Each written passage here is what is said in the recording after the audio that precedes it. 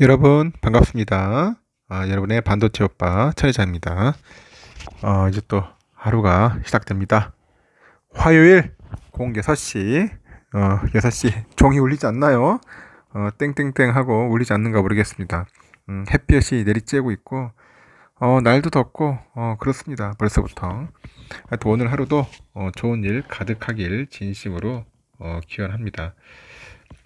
다른 게 아니라 여러분에게 또 재미있는 이야기를 또 들려드려야겠죠. 항상 천회장은 여러분에게 어떤 이야기를 들려드려야 하나 그게 항상 고민이고 그게 숙제인 것 같아요. 그걸 스트레스로 생각하면 안 돼. 그냥 편하게 하겠습니다, 여러분. 그냥 제멋대로 할 테니까 그렇게 이해해 주십시오. 그냥 방송은 그냥 편하게 합시다. 그냥 동네 오빠, 동생으로서 이렇게 하는 그런 말투, 뉘앙스니까 그렇게 이해해 주세요. 어떤 분은 간혹 뭐 반말하냐 하는데 제가 하고 싶다는 게 아니라 그냥 편하게 하기 위해서 그렇게 하는 겁니다. 여러분을 뭐 무시한다거나 그런 거 전혀 없어요. 그렇게 받아주십시오. 이해해 주시고 우리가 살다 보면은 참지 말고 잘 화내라. 화를 잘 내라는 거죠. 참지 말고 잘 화내라. 그런 이야기가 있던데 그 누군가가 무례한 말을 해도요. 누군가가 상처를 입혀도 우리는 종종 불쾌한 감정을 그 입 밖으로 입 밖으로 내뱉지 않고 그 참고 넘어가곤 합니다. 참고 넘어가곤 하는데 자신이 내뱉은 감정이 혹여 더 큰 스트레스, 이 스트레스를 가져올까봐 관계에 부정적인 영향을 또 미칠까봐 혼자 끌어안으면서 삭히고 마는 것입니다. 삭히고 말더라. 하지만 화가 난다면 화를 내도 됩니다. 화를 내도 돼요. 아니 화가 난다면 화를 내야 하겠죠. 화를 내야 한다. 뭐 그 이야기를 하고 싶어요. 여러분이 표현하지 않으면 상대방은 계속해서 여러분에게 같은 스트레스를 안길 것이고 또 여러분이 표현하지 않으면 여러분 속에 그 쌓인 감정은 결코 해소되지 않아요. 절대로 해소되지가 않더라. 그러니까 참으려고 생각하기 전에 제가 말하는 그 세 가지 핵심 요소 잘 기억하세요. 잘 화내는 방법을 연습해보자. 잘 화내는 방법. 첫 번째, 목소리를 높이지 않는다. 두 번째는 핵심 내용을 정확하게 말한다. 세 번째, 길게 끌지 않고 짧게 끝난다. 짧게 끝내라. 뭐 그런 겁니다. 이 세 가지만 지켜도 상황을 복잡하게 만들지 않고요. 여러분의 감정을 분명하게 표현하고 관계를 더욱 건강하게 만들어 나갈 수 있을 것입니다. 알겠죠? 참고하시고 한번 해보십시오. 첫 번째, 목소리를 높이지 않는다. 두 번째, 핵심 내용을 정확하게 말한다. 세 번째, 길게 끌지 않고 짧게 끝낸다. 뭐 그런 겁니다. 그러면은 또 삼성의 이야기를 한번 또 하도록 하겠습니다. 여러분들 귀가 따갑도록 할 거니까 들어주시기 바랍니다. 좀 따가워야죠. 그래야지 뭔가 변화가 있지 않겠습니까? 요즘 그 사교육비 때문에 난리던데 막대한 사교육비 지출은 한국 사회와 경제에 큰 부담을 주고 있어요. 역대 정권도 개혁 조치에 부심했던 사안입니다. 내가 봐도 이거 미친 짓이야. 너무 많이 날아가요, 사교육비에. 그냥 공교육만 잘하면 되지 왜 사교육까지 해가지고 부모들 등골 희게 하는지 모르겠습니다. 나 사교육 시장 다 없애버렸으면 좋겠어. 어떤 때는 학원 같은 거 없애버렸으면 좋겠어요. 그냥 학교 공부만 충실히 할 수 있도록. 그걸로도 먹고 사는데 아무 지장 없는데 왜 비싼 돈 내고 학원 다니냐는지 참.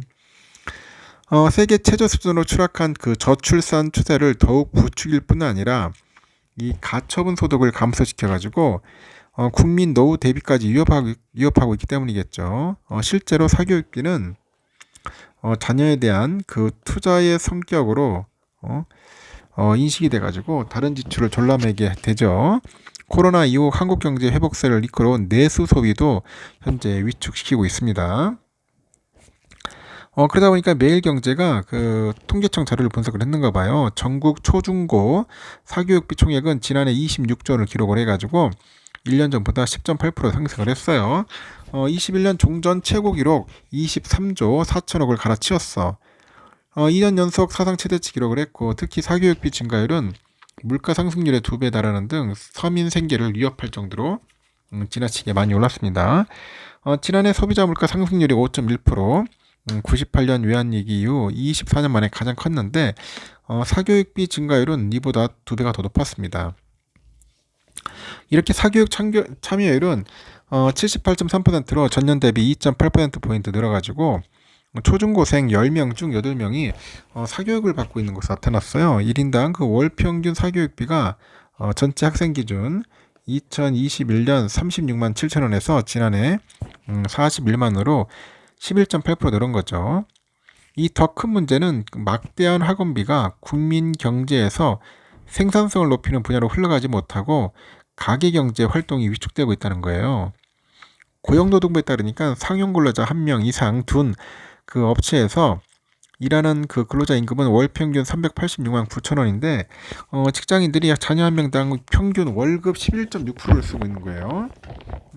그러니까 학원비를 줄이기보다는 뭐 식비 등 다른 지출을 줄이거나 이 빚을 지면서도 많은 교육비를 지출하는 그 에듀푸어, 그런 에듀푸어도 크게 늘어나고 있다는 관측이 팽배합니다. 이미 지난해 사교육비는 삼성전자가 연구개발에 투입한 비용보다도 더 많아졌는데 전체 나라 경제 규모의 1.2%에 달할 정도로 몸집이 커졌습니다. 특히 민간 소비가 경기 회복의 주요 요인으로 등장을 했는데 급증하는 사교육비가 가계 소비에 찬물을 끼얹을 수 있다는 우려도 제기됩니다. 지난해 그 민간 소비가 1년 새 4.4% 증가를 해가지고 코로나 그 사태 이후 한국 경제를 지탱하는 한 축이 됐어요. 하지만 한국은행은 올해 민간 소비 증가율이 2.3%로 뚝 떨어져가지고 내년에도 2.4% 늘어나는데 그쳐서 소비 안파가 심해질 것으로 내다봅니다. 이렇게 사교육도 내수산업의 일종이기 때문에 그 사교육 시장이 커지면은 고용이 늘어나는 등 내수 확대 효과가 일부 있겠지만은 소모적인 경쟁이 투입되는 만큼 부가가치 창출 효과는 작다고 하죠. 지적을 받습니다. 이어서 가계 입장에서는 사교육비 지출액만큼이나 노후 대비나 저축 소비를 줄여야 해가지고 전체적으로 봤을 때 소비 위축 효과가 더 큽니다. 동국대 교수가 그래요. 사교육이 가계 경제에 큰 압박 요인으로 작용하고 있고 이로 인해서 노후 문제까지 커지고 있다.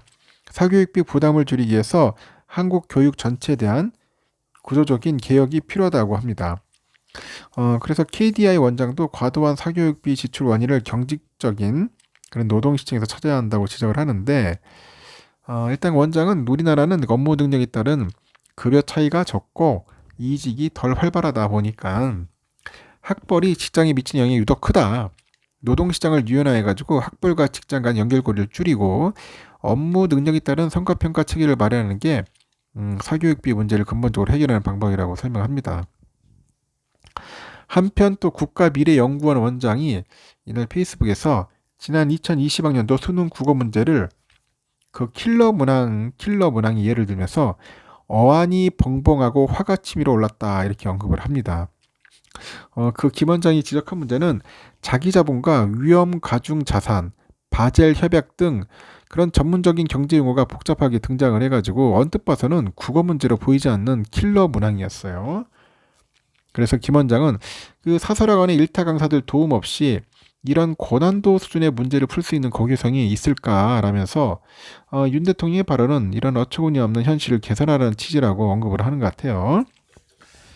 그리고 수능시험이 변별력을 가져야 한다는 것은 당연한데 사교육을 받지 않고서는 도저히 풀 수 없는 킬러 문제를 통해서 변별력을 실현한다면은 이는 안 그래도 과도한 사교육 지출을 늘리라는 셈이다.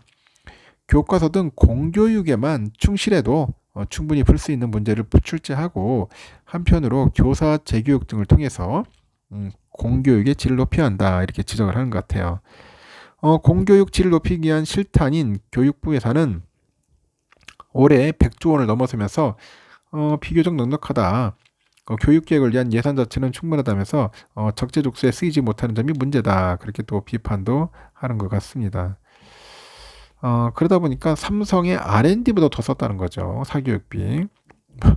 그런 얘기가 있어가지고 뭐 삼성의 직접적인 이야기는 아닌데 갑자기 또 삼성도 언급하다 보니까 제가 한번 이야기를 들려드린 겁니다. 사교육. 진짜 심각해요. 내가 볼 때는. 제가 볼 때 너무 심각해가지고 큰일입니다.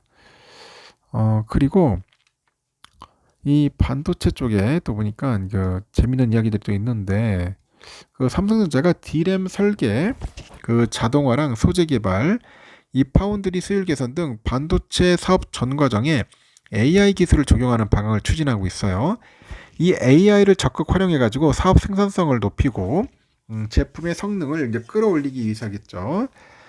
경기현 사장이 주도로 진행 중인 AI 적용 확대에는 삼성의 브레인 역할을 하는 SAIT, 옛날에 그 삼성 종합기술원인데 여기까지 참여하고 있습니다. 이 AI가 삼성전자의 제품 경쟁력을 높여가지고 대만의 TSMC 등과의 경쟁에 도움을 줄 거라는 전망도 있습니다.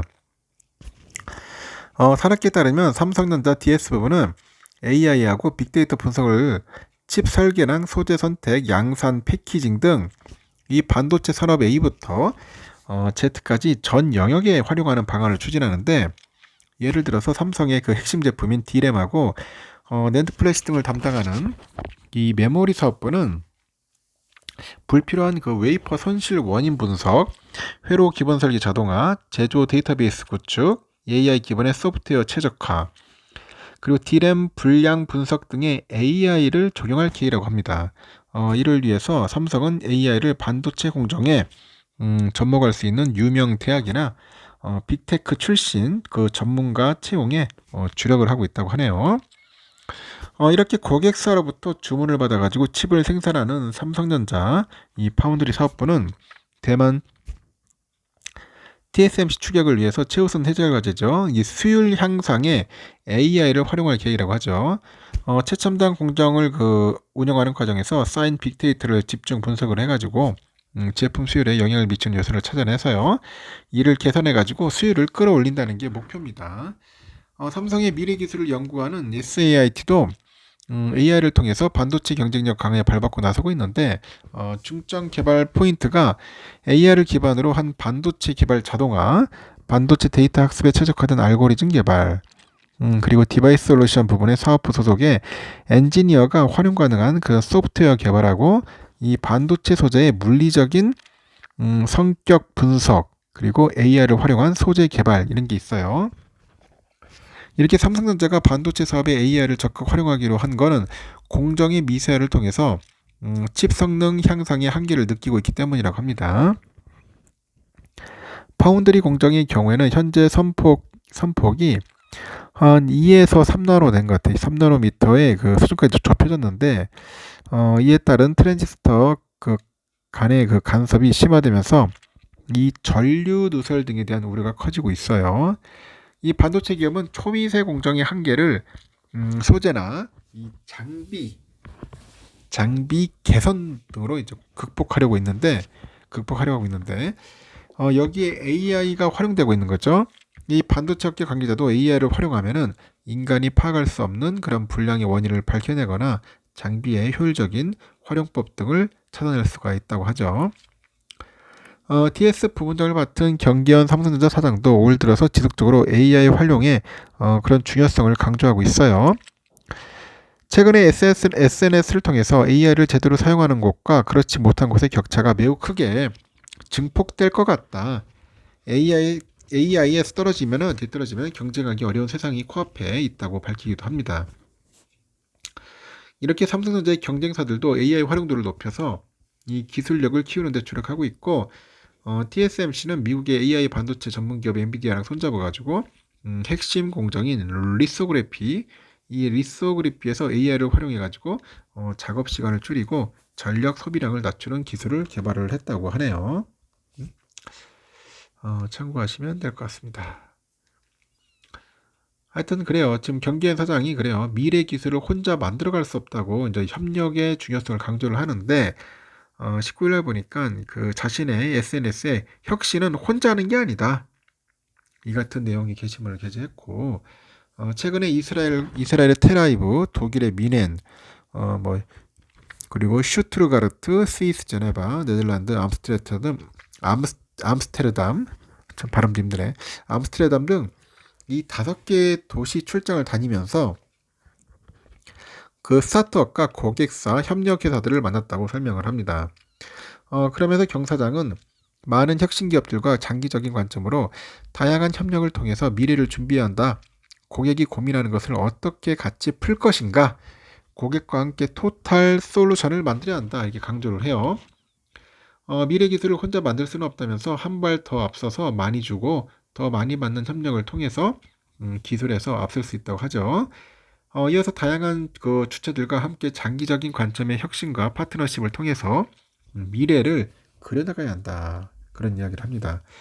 경사장의 게시물은 삼성의 반도체 사업을 담당하는 그 DS 부분의 글로벌 전략 회의를 앞두고 반도체 그 토탈 솔루션 개발하고 현지 업체와의 협력 강화, 고객 확보 등을 강조한 것으로 풀이돼요. 실제 경사장이 찾은 독일 미넨하고 스위스 제네바에는 각각의 차량용 반도체 기업이죠. 인피니언하고 ST마이크로 일렉트로닉스가 그 본사가 위치해 있어요. 네덜란드에도 암스테르담 근처의 ASML의 그 본사가 있습니다. 이스라엘은 삼성전자와 협력할 수 있는 AI 반도체 스타트업이 다수 있죠. 참고하시면 될 것 같고요. 요즘 또 아주 재미있는 이야기들이 좀 많이 있는데 보니까 또 요즘 그 화학주들이 좀 날린 것 같아요. 또 화학주들. 롯데케미라고 대한유화 등 그 화학주가 좀 일찍 상승하고 있습니다. 그래서 삼성전자 다음에는 이쪽으로 많이 가지 않겠냐? 그렇게 뭔가 추정을 하는 것 같아요. 요즘 화학업종이 올해 바닥 찍고 올라갈 것이라는 전망이 나온다고 하는데 제가 전날에 한번 영상을 올린 적이 있어요. 전문가들이 대규모 적자를 냈던 화학업체들이 흑자로 전환할 것이다. 그런 기대가 커졌는가 봐요. 그러다 보니까 업황 회복을 앞두고 저가 매수에 나서기 좋다. 그런 이야기를 하는 것 같습니다. 요즘 롯데케미칼이 어제 보니까 한 18만 500원 정도 3.3% 올랐네요. 롯데정밀화학도 6.8% 상승했고 효성 첨단 소재, 뭐 대한유화, 코롱인더 이런 화학주들도 큰 폭으로 올랐다는 겁니다. 그래서 요즘 화학주들도 상당히 관심을 많이 갖는다. 관심 있는 분들은 한번 참고하시고 투자하시면 되지 않겠나 생각이 들어요. 요즘 보니까 또 토니 블링컨이죠. 미국 국무장관이 중국을 전격 방문하면서 이 삼성전자랑 하이닉스 반도체 업체가 최악으로 치달은 미중 관계 돌파구를 마련할지 촉각을 곤두세우고 있어요. 다만 미국과 중국 간의 그 해빙 모드에도 이 반도체와 그 전기차 등 첨단 기술 그 영역에서는 미국의 대중국 압박 기조가 이어질 것이라는 관측이 우세하면서 국내 반도체 업계 중국 사업은 여전히 시계 제로라는 지적이 나오고 있고요. 일단 반도체 업계가 그 외신에 따르니까 블링컨 국무장관의 중국 방문에 맞물려서 미국 마이크론의 투자 계획과 TSMC 수뇌부의 방중이 이어지면서 미중 관계 회복 조짐이 고개를 들고 있습니다. 특히 삼성과 하이닉스는 그 각각 중국에 33조 원, 35조 원 이상을 투자한 상황인데 그 미국의 첨단 장비 반입 수출 통제로 인해서 중국 공장의 그 공정에 차질을 빚고 있죠. 그리고 이번 방문을 예의주시합니다. 이 반도체 업계 관계자도 미국 국무장관의 5년 만에 방중인데 현재 업계 중국 사업 리스크에 대한 해법이 나올지 예의주시하는데 뉴욕타임즈도 중국은 미국의 그 대중 수출 규제 조치가 양국을 대립으로 몰고 가는 제로섬 경쟁의 한 예로 봐요. 대중 수출 규제 조치가 대만 문제랑 더불어서 주요 안건으로 오를 것으로 전망을 하고 있고 블링컨 장관의 그 방중 전후로 글로벌 반도체 공룡들의 움직임도 빨라졌습니다. 마이크론은 지난 그 16일 향후 수년간 중국 시안에 있는 자사 패키징하고 테스트 공장에 7,691억 원을 투자할 기회라고 밝혔습니다. 앞서 중국 정부가 국가안보를 이유로 마이크론 제품의 중국 내 판매를 부분적으로 금지한 지 4주 만에 나온 결정인데 미국의 반도체 수출 통제 규제에 대한 보복 조치로 내린 판매 금지령에도 마이크론이 중국의 통큰 투자 결정을 내리자 일각에서는 미중 관계 갈등 완화를 위한 포석 아니냐 그런 게 있어요. 글로벌 파운드리 1위인 대만의 TSMC도 중국 상하이에서 개최하는 TSMC 연례 기술 포럼을 통해서 중국과의 스킨십 확대에 나섰고 이번 행사에 웨이저자 CEO를 비롯해서 뭐 장샤오창 수석부사장 하여튼 여러 부사장들이 나왔어요. 회담을 가졌습니다. 국내 그 반도체 업계는 기대감을 나타내면서도 양국 간 반도체 분쟁 타결을 속단하기는 어렵다는 분위기인데 특히 전문가들은 미중 관계가 최악의 시기를 지나가지고 현재 새로운 국면을 맞겠지만은 반도체 등 첨단 산업에서의 패권 경쟁은 이어질 것이라고 봅니다. 바이든 정부는 중국과의 소통에 대해서 적극적인 자세를 보여왔다. 다만 앞서서 제이크 설리번 국가안보보좌관이 언급한 바와 같이 반도체 등 첨단 기술 영역에 대한 미국의 대중국 제재에 있어서는 현재 강경책을 유지할 것이라고 합니다. 하여튼 연 팀장은 중국 내 한국 기업의 반도체 첨단 장비 반입 유예 연장에 대해서 미국으로서는 해당 조치가 레버리지가 되기 때문에 사실상 규제 철폐 같은 무기한 유예 조치를 내릴 가능성은 극히 낮다. 유예 판정을 받아도 길어야 2년가량일 것이다. 뭐 그런 이야기도 하는 것 같습니다. 향후 한번 추이를 봅시다. 일단 여기까지 하겠습니다. 좋은 하루 보내시고 오늘도 화이팅 넘치길 바랍니다. 감사합니다.